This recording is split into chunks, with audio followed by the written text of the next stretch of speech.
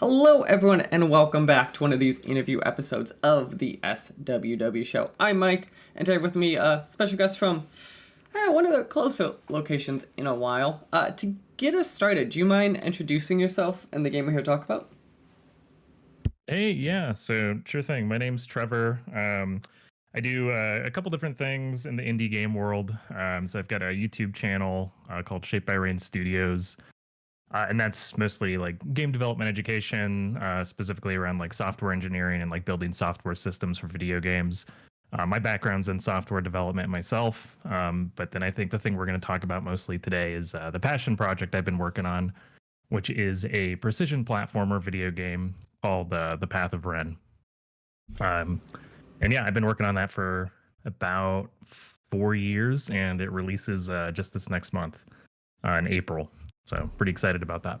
Yeah, no, I'm excited to kind of get into it. Yeah, we'll get into that in a second, but I was kind of curious too as we talk about. So we kind of have similar backgrounds in the sense of like by day, like I'm a software developer, but like my background before that was kind of games. I'm kind of curious, kind of how you kind of find that really fun balancing act of like, because like, so I came from like games first, then to more direct software engineering, but I've stuck people in like the inverse kind of the way. Is there a way that you've kind of noticed that people talk about like software and that stuff kind of differently, kind of if they come from like a games background or more just like software engineering background? I'm kind of curious. I don't know if I've noticed a difference necessarily. I I mean, I see it myself as if somebody's from a games background, they usually have a much bigger.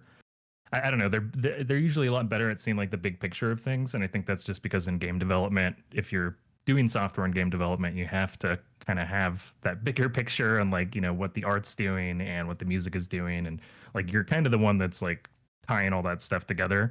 Whereas in like more traditional software development, that isn't really always the case. Sometimes you're very, in fact, a lot of cases, it seems like you're kind of very siloed off into a single thing, and then you've kind of got the option of looking at the big picture if you want to. But I think a lot of software developers I've met outside of the game industry much more specialized, much more like deep into more of a specific thing rather than like that big picture and that more broad scope. Yeah, That's kind of the main difference I can I was think gonna of. say I think I actually agree with you a lot. The because the only overlap I could see kind of is like when I talk to like people who are like engine programmers. I'm like, oh, you're the most like kind of that way software engineering I think of traditionally way are. But yeah, a lot of other programmers. It is interesting of like because of games you have to be almost more generic or less specialized in most cases because there are so many like, oh, you could be touching UI or touching this bigger system or touching gameplay, and it's like it's almost like you have to be able to jump between them a lot cleaner.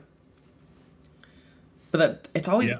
it's always interesting to me. But yeah, let's kind of, so as we said too, so you kind of do a lot, right? So as you said, you do some YouTube stuff, you do work on this game, and we'll get to in a second.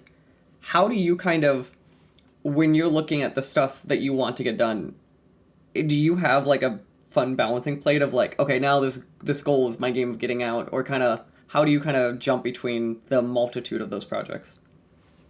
Yeah, that's a great question. For a while I was just kind of doing them all at once, and that was burning me out pretty quickly. So how I've approached it more recently is kind of like one at a time because I also work full time as a software engineer. So it's I've got the full time job, and then it's really I'm doing all of this, the indie game stuff, just more in my spare time. Um, so, I mean, I usually focus on one thing for like maybe about a month or so. And so, like the YouTube videos and stuff that I do are usually very, very in depth videos. They take quite a bit of time to make. And so, that's usually like if I'm going to focus on a YouTube video, it's like I kind of drop the game developer, the Path of Ren and that stuff. And then I focus on just the YouTube video for like that 3 weeks, and I kind of let the Path of Ren sit in the background, and then I kind of alternate. So something has my context for like a long period of time, give or take a 2 to 4 weeks, I would say, and then I just kind of switch contexts with it. That's how I've been managing it more recently, and I feel like that's worked out Do you have to better like for my warm back own. up? Do you Yeah. feel when you jump between stuff like that? Like if you do like 8 weeks of like YouTube and you're jumping back more permanently into game dev for the next 8 weeks, do you have it where you notice like that first week or two, you're like, okay, how do I speed back up? Or you kind of convince your brain to jump between them pretty nicely? I feel like I've convinced my brain to jump between them pretty nicely. But yeah, there definitely is like that little bit of context switching, which is the big reason why I feel like this has been working out better for me is like doing the longer stints because I can really get deep into like YouTube or like the Path of Ren development versus if I'm trying to like jump between them like every week, it's like, yeah, that first few days of that week, like doing that transition, just, my brain like switching that context. I mean, I definitely take a productivity hit, I guess you could call it. Um, so No, I feel like I manage it pretty good, but yeah, that's a really good point, and I totally get that when I switch context between the two. I've kind of jumped between a lesson for two, and it's always that same thing. That's why I was curious how other people do it. Because I'm always like, yeah, it's always that funky level of like, okay, like some things obviously overlap, or like base level work needs to get done, but it's always like, okay, but like editing's not the same as like programming, thinking systems, same way. It's always that interesting jump. So Oh yeah, oh yeah. we're obviously here to talk about broadly the game that's coming out soon in the Path of Ren. So you said 4 years. Does that mean you started this, I assume, as like a COVID game, or? Yep, spot on. Yep, yeah. I think September 2020, I want to say, if I got the year right. But yeah, basically when right around when COVID hit, was about when I started working on it. So So yep. obviously we saw a surplus of at least games being started at the time and being discussed and all that. And so first off, congrats at least seeing it through. I feel like a lot of people obviously as life opened back up didn't always get a chance to see their projects through. Um, Yeah, so much. what kind of from this? I'm curious. Initial like COVID obviously was a lot of time and all that stuff to like the product that's coming out soon. Kind of. How is this? Is there any like highlights to you or kind of big ways this game has like fundamentally shifted? If I understood the question right, so you're asking how the game has changed since like it was first imagined like 4 years ago Yeah, like kind of between then like and yeah, like yeah. what was it like your concept Yeah. going in kind of and what's this coming out now? Yeah, no, it's a great question. So going into it, it was very much a passion project, kind of discover. And I mean, it still very much is a passion project, but it was very much of like a discovery. Like I one of my favorite genres is like precision platformer games. I mean, I played back in the day like Rayman, Tomba, were a couple of my favorites back on like the PlayStation One. Like 2D 3D platformers like Crash Bandicoot all the way up to like Super Meat Boy, Celeste, those kinds of platformers. I have a huge love for that genre, and I just wanted to kind of jump in and try to create something that was a little bit of a, I don't know what the right word is, but I want to say like kind of a love letter to those that genre. But I wanted to see if I could do the genre justice and create something within that space, right? And so I didn't really know what I was going to build jumping into it. And so yeah, the game changed a lot because I didn't really have like a good roadmap when I started it. I had like a little bit of an idea fundamentally of like this is kind of like the story I want to tell. I knew I wanted to like learn a little bit more about world building and developing like an actual world, but I didn't know what that world was at the time. And so really, I would say like the first couple years of the project were just and you can actually see I think the main one I started posting on, I think it was Instagram is kind of the main one I started with social media wise. And you can kind of see, you can scroll all the way back to when, if you go to the very start of my feed on there, you can see like the Path of Ren, but it's just a bunch of blocks moving around, right? And kind of how it evolved all the way up to today. Um, 4 years later. But anyways, yeah, to answer the question, I think the first 2 years were very much experimental in figuring out what this project actually was. And then like the last 2 years were actually, okay, I figured out what I wanted it to be, and then I started nailing it down. So the first 2 years were really like, I've got the idea of like, I want to do a platformer.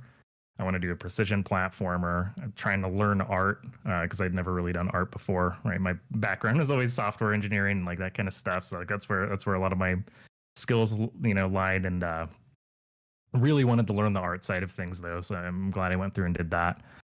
And then yeah, today it's got like a full-fledged story. It's got, I think, a pretty developed world with like a lot of really interesting kinds of things and dialogue and all that you can discover while playing through the game. The demo doesn't really have as much of like the dialogue. I focused the demo on like very strictly the platforming. Um, and yeah, it's got a ton of mechanics. I look back on creating it now, and um, I don't know how the heck I came up with or did like half of I that stuff. but I feel like But too yeah, that's kind of the first time I went through and like went through that whole game process. And it's kind of like you go back and you go like, yeah, I really knew nothing going into this, even though you felt like you knew a lot. I'm oh, curious absolutely. this Yep. because this is true of like every dev ever going in. So obviously this game it sounds like 4.5-ish years to make. What I gotta ask, what was your timeline going into this? Was it 6 months or a year? Yeah, that's also a great question. So going into it, I actually I've worked on a lot of software products and stuff before. There's never a commercial video game, but I had done like a lot of like video games on the side and stuff since I was like very young. So I feel like I had a pretty decent like concept of time. My timeline was I wanted it to be probably between a 2 to 3 year project. Um, and I was kind of considering like, okay, the first year was really just going to be completely experimental. Do I like actually doing this? And do I like the art side enough? Do I like the music side enough? I mean, I love the idea of bringing everything together, but can I do all of these things? Like, can I actually do them all myself and like be happy with like what I've done myself besides, the software side? I wasn't too worried about that because I've got a lot of background in that. So yeah, the original timeline 2 to 3 years, 4.5 years. So a little bit off, but um, I feel like yeah, that's totally how these things go. That's closer than a lot of devs I feel like get. Like double the time I feel like for like first commercial game is shockingly like good. Because like everyone, we all go through this of like, yeah, it's gonna take us this much time, and you're never correct ever. So like, and that's Yeah. always the game is be like how over time you just get better at getting that guessing going. Uh, Yeah, absolutely. I had a professor in college. He would teach us. He would always say in software development, what you want to do is you want to think about how long you think it's going to take you, and then you want to double that time, and then you want to change the units by one. So if you think it's going to take you 3 hours, you should double it to 6 hours, and then change the hours unit to days. So oh, three hours, 6 days. So that's actually a decent way of I would argue looking at it too of like because you need always that buff. It's kind of like the age old I've always heard of like when you're doing a thing and you're trying to hand it off to like a more junior employee, you're just supposed to just double the time. Like it's like one of yep, those, and that's a yeah. good way to very much look at it. No, absolutely. I always keep that in mind when I'm trying that, and I'm always still off somehow, but it's kind of how I look at it. Of course, I feel like everyone's always off. I'm curious if you knew going into this now that you obviously know it would take 4.5 years. Would you have scaled the project down, or do you think kind of looking back this was worth kind of the 4.5 years, kind of as a broad from your point of view? Yeah, that's another great question. I think it was worth the 4.5 years, but at the same time, I think it could have easily been. Well, I don't know if it could have easily been. Like I said, the first 2 years, it was so much experimental, so much like figuring out what I wanted to actually do with it. I can think of certain features that I would cut. So like it's got like a whole like player customization system and everything. That was just feature creep. And I mean I love that it's in there and it definitely adds, some to the game. But I mean, did it really need it for the core gameplay loop? I don't know if it really did. And it did take a lot of time because like getting all the colors right for like player customization, everything is just very tedious and very like making sure that all those different colors work with like the color palette in the game and everything. Great art experience. So I would say for the experience itself, absolutely worth it for the 4.5 years because there's just so much, right? The art, the learning about marketing, learning about sales, and like not only that, but learning about those things in an incredibly um, aggressive or not aggressive. Well, maybe aggressive is the right word, but a very competitive market, right? As games are, to where I could take that and then either apply it to another project, another game, whatever that may be. So yeah, absolutely worth it. But I definitely, in hindsight, could have cut some features, and it would have been just as worth it, I think, minus 6 months to a year, um, with a better a better vision for exactly what those features should be, and I guess a little less feature creep procrastination, kind of, because you're working on something for so long, you're not ready for it to really end, Oh, and and you always you have just this one more idea, or like you could always yep, improve the yep. system just a little bit. When you're like, Oh, ooh, we tell could me about customize it. the outfits. You're like, well, we could just change the color, or I could change it entirely. Like you could just start seeing how you Yeah. could start shifting these so quickly. Oh yeah, absolutely. Especially, and then you could start having people play test your game, and they've got all these ideas, and you're like, man, that's a good idea. It's like I should probably do that. But yeah, you hit a point, or at least I know I hit a point where it's like, that's a great idea, but this is done. So It's gotta get out the door at some point. So I'm curious, actually, and we'll kind of jump into kind of more mechanically in a second, but I'm kind of curious. That reminded me of an adage, and I'm kind of seeing from your point of view of like, obviously, you've had a bunch of people play this game, you've internally probably tested it in person a bunch. The adage I always like is that playtesters are really good at finding the problem, but horrible at finding the solution. I'm curious, kind of, if you agree with that adage, or if you don't, kind of what your experience could in that context. Yeah, I absolutely agree with that. So yeah, I think, I mean, and usually I know a lot of people that, play test the game. People love to come up with solutions, right? And so really it's about hearing that solution and exactly how you said, trying to decipher why they're coming up with that solution. So figuring out the underlying problem and then figuring out how you want to solve it. Um, so yeah, I completely agree. Um, Yeah, that's. Sometimes there's good, Oh yeah, good no, no. solutions that come out of people's mouths, but more often than not, I completely agree with that. And then You you got got a it right on the head too. Is kind of how I feel too. With exactly that problem where it's like people are really good at saying like, "Hey, this is a problem," and when they're telling you a solution, you should be listening for, as you said, what is the problem they're actually saying to me, not per se what's coming out of their mouth. And that's always that interesting finding that fun balance. But let's kind of jump yep. into the Path of Ren. As we talked about it for a bit here. As we said, it's a platformer. There's a bunch of stuff kind of do. Here's the way I always like to start with these kind of games. Imagine I'm a player. What kind of does that first like hour or so kind of gameplay kind of look like? Am I hopping on these platforms, unlocking some systems, learning how stuff works? Kind of what's kind of that process in the beginning of the game? Yeah, so it's a great question. So for the first hour or so of the game, or like if you're just jumping into the game, what you kind of expect, it's straight into precision platforming, basically. I've spent a lot of time through playtests, especially with the beginning of the game, working on like pacing and trying to make it where, it really teaches you and ramps you up to those harder challenges. So when I say straight into precision platforming, it's not like I'm throwing you straight into like the final levels of something like Super Meat Boy or Celeste or one of those. It really kind of babies you up to those, not babies you, but it teaches you up to those steps. And so it's really just a constant loop. The gameplay loop is just, you're thrown into a challenge, whether it be kind of part puzzle platformer, part precision platformer. um I pretty often will introduce like new mechanics every few levels or however appropriate. A lot of those kind of synergize together. So really, it's just a constant learning experience for that first hour, as with really the rest of the game. And it'll also, you'll get introduced to the story and all that kind of stuff as well, which is all skippable if you just care about the platforming. Um, but if you're interested in like the world and like that kind of stuff, first hour has a lot of introduction to the story as well.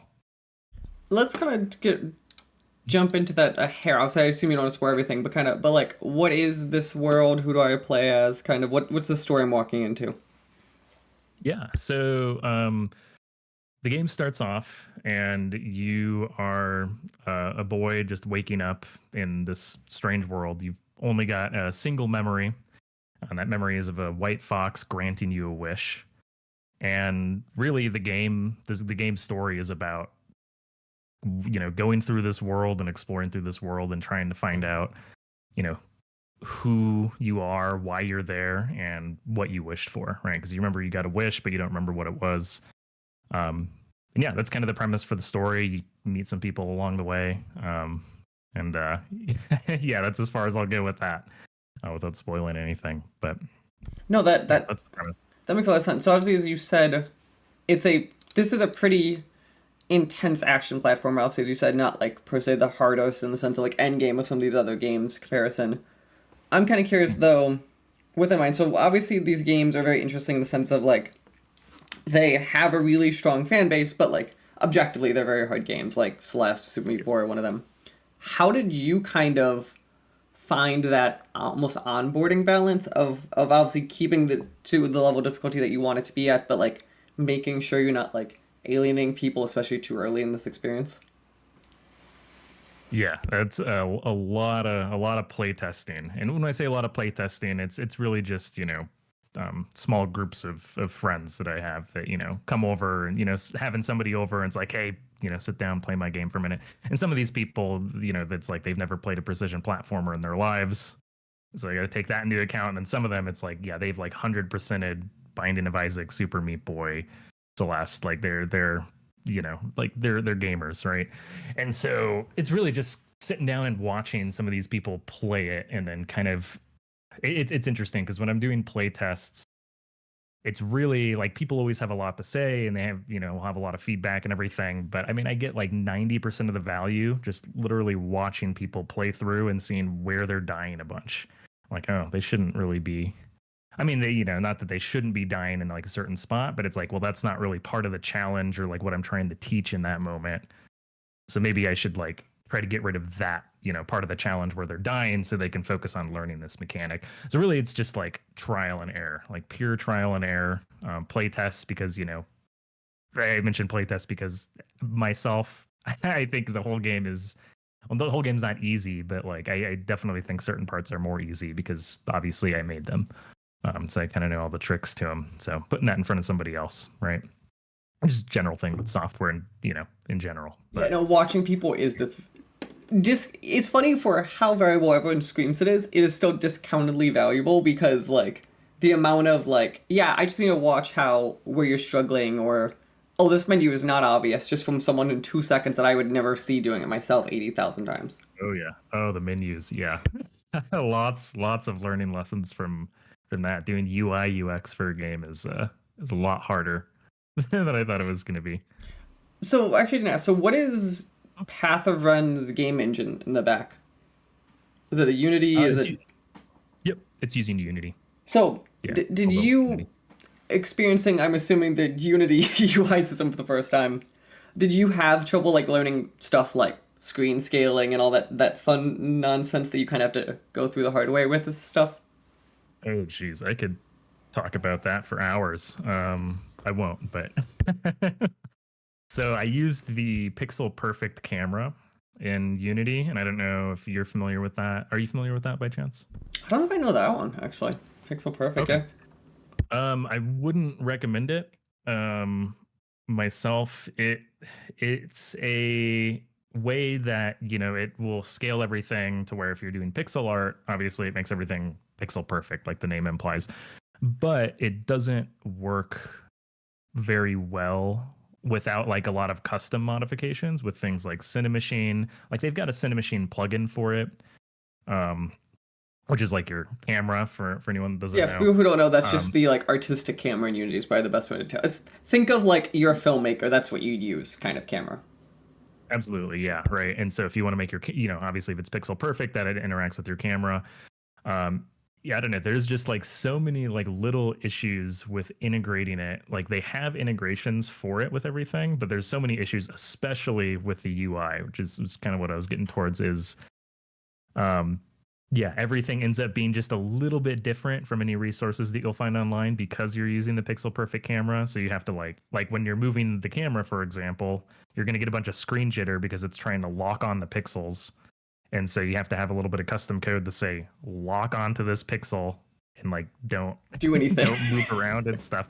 And so it ended up being, I think, I'm yeah. If I were to build another pixel art game, I don't think I would use the pixel art or the pixel perfect camera again.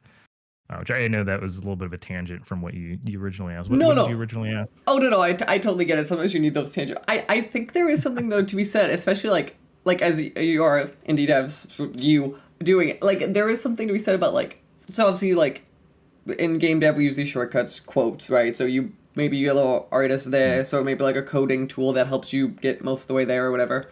And it's funny, I don't think people process the amount of frustrations those little tools, even if they work 90% of the time, like that 10% they don't work, like can be like 20% of your 30% of your actual like dev time, and that's like you just Yeah. fixing that. And that's always the like I think people don't the when people just see like output of content, you're like, that's really not all of what this process really is and function. Oh yeah, absolutely. I completely agree there. Um, but yeah, the UI UX and doing all that in Unity, they have something called the I forget what it's called, the UI toolkit or something like that. It's something I want to play around with. It like uses more of like a CSS kind of structure to build out your UI, which I mean I'm done a decent amount of like web development and stuff myself, so I would almost probably feel more comfortable doing something like that than like building out the UI how you have to in Unity currently, which is like a bunch of game objects, and then you're attaching all these different scripts to the game objects, and then they're all kind of interwoven together. Yeah, I mean that feels like a mess to work with sometimes. Maybe I'm just doing it the wrong way, but No, I think you're doing the my- correct way, and I yeah, think it's a mess. yeah, it is okay. Well, I'm glad you agree then. That's I think everyone agrees. validates that. For people, everyone who loves Unity, I think because you talk to a lot of devs, and they just start ripping apart this UI system, and I think there's a lot of reasons why, and I think even Unity kind of knows it. Which is always it's always interesting to kind of see people's experiences with these engines. So as we talked, obviously, Path of Ren comes out. It's April 4th on Steam. Is that still kind of the case? Yep, you got it. April 4th. It is pretty much all ready to go at this point. So, I actually Steam Next Fest is going on as of today. It starts, and so hopefully I'm going to get a little bit of feedback for the demo. It's participating in Steam Next Fest, so I don't know when this will go live. Um, maybe probably after or at the very end of Steam I think Next it's Fest, probably the very right at least. the end, but we will kind of yeah. But yeah, we'll make sure the Okay. link's still below Yeah. for all that fun stuff case still going on. Cool. Is Yeah, so either way, the demo will be live all the way up through release. So, yeah, if you're listening and you want to play the demo, that'd be awesome. That's out there. Oh, sorry. Go ahead. no, I was also going to ask like the demo. What is it kind of from the content? Is it like I'm jumping into the beginning of the game? Is it like a subsection of levels? Kind of what is the demo compared to that main product that we'll be getting? Yeah, so the demo is a completely different set of levels. It mimics the start of the game. So the very start of the demo is pretty similar, more or less, to the start of the game. I've got like a nice little tutorial and stuff. I didn't want to like try to rework that just for the demo. But basically, you're playing through a different variety of levels that mimic the start of the game, if that makes sense. So you're not going to spoil anything. If you play through the demo and then you go play the full game, you'll notice like little similarities in some stuff, but otherwise, like they're completely different, platforming challenges and everything through the start of it. Um, so I really wanted to make it its own thing. And the demo really tries to encapsulate not only mechanics in that first level, but some of the mechanics throughout the game, so you can kind of see a variety of what that platforming actually looks like throughout the whole game in like a very short burst, versus the full game is going to be really just more of the demo, except everything is you're getting a lot more of it. Um, if that makes sense. No, that makes absolutely perfect sense. And then I guess final kind of question for you, because I didn't see it listed anywhere. Do you have or publicly, you're not saying it, don't feel like you have to, what the final price is either going to be or roughly looking like for this game? Oh yeah, sure. So it's going to be $14.99 USD. So about a $15 game. I don't know if I'm going to do a launch discount or not yet. I imagine I probably will. I don't know what that's going to look like. But yeah, full price, $14.99. I'm sure you can catch it on sale for, a little bit less than that. Either launch discount if I decide to do that, or feature sales and stuff that come up. I'm kind of curious if you don't mind for a second too. Where did kind of obviously because you've thought about this for a little bit, where did 14.99 kind of come from your thinking? Were you just kind of looking at comparable products? Did you do research? Kind of like what did this kind of number end up this way? Yeah, that's another great question. So it's something I spent a lot of time thinking about. I saw a really, really good talk by I forget his name. He's the guy from How to Market Your Game. He does like a lot It's of the the Steam indie marketing. where Wolverine. Yes. Yeah. Chris Chris something, I think, something or other. But he's super smart guy, or as far as like that kind of stuff goes, and really articulate in like how he explains everything. And originally, I was looking at pricing the game around $10, just because it's my first commercial game. I'm an unknown developer. I figured, the lower pricing, maybe that'd make a little bit more sales. And I've heard other people in the business world say this as well, but something that he said was that indies almost always undervalue their product. So whatever pricing point you're probably putting it at, he's like up it a little bit. And also there's like a perceived quality with those kinds of things, right? So if you look at a $10 game, your perceived quality of that game is going to be a little bit less than like a $15 game, regardless of how good those games actually are. And so there's actually a lot of like statistical data that shows if you price your game a little bit higher, you're going to potentially make more sales than pricing it lower. Especially if the difference is only like that, like $5 difference. So for me, that was one factor. Was I felt like $10, maybe I'm underpricing it a little bit. And then just looking at other games, obviously, like I think you just mentioned, right? Looking at like, with your price, you're really picking your competition as well on Steam. And so looking at the other games, I felt like the game could compete with. I felt like it was more of a $15 game versus competing with like the $10 games. Like I feel like it could stand against other games that are $15, even games that are $20. I was debating doing a $20 price point rather than 15 after thinking about like upping the price from 10. It was always going to be like between 10 and $20, I think. Also, I feel 15 like just felt like a good point. platformers are one of those games that even if like me and you might conceptually agree they could be worth more money, I feel like it's one of the ones that's a harder sell to people at a higher price point.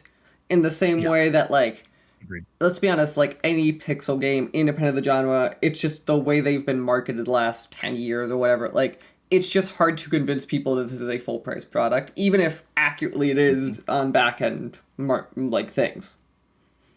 Oh yeah, and that's something I had learned pretty early on when creating the Path of Ren was pixel art platformers are one of the worst selling games on Steam. And for some reason, I decided to keep going with it for another couple years after learning that, I guess. But yeah, no, completely agree there. It is a very, very hard sell. So let's do our best to try to get you some eyeballs. So again, the game is The Path of Ren. You can currently go wishlist it on Steam. As we said, there is a demo available out on Steam. Game comes out April 4th. Is there anything else that we should be telling people about the game that you feel like we've missed? No, that's pretty much it. Like a free demo is up on Steam. I'm not going to take that down at any point, even after the game releases. So play the free demo, see if you like it, and see if you don't like it. I know reviews are huge, especially on smaller releases like this when the game, when those games actually come out. So if you play it, you like it, you review it, that means the world. But yeah, otherwise, I just hope people like it when it comes out. And yeah, I had a blast making it. So regardless, like we were saying, the experience is worth its weight in gold. Perfect. Well, again, I want to say thank you for taking time during your day to talk to me today, and best of luck as you get right towards the launch of the Path of Ren. Cool. Yeah, thank you so much for having me, Mike. I really appreciate it.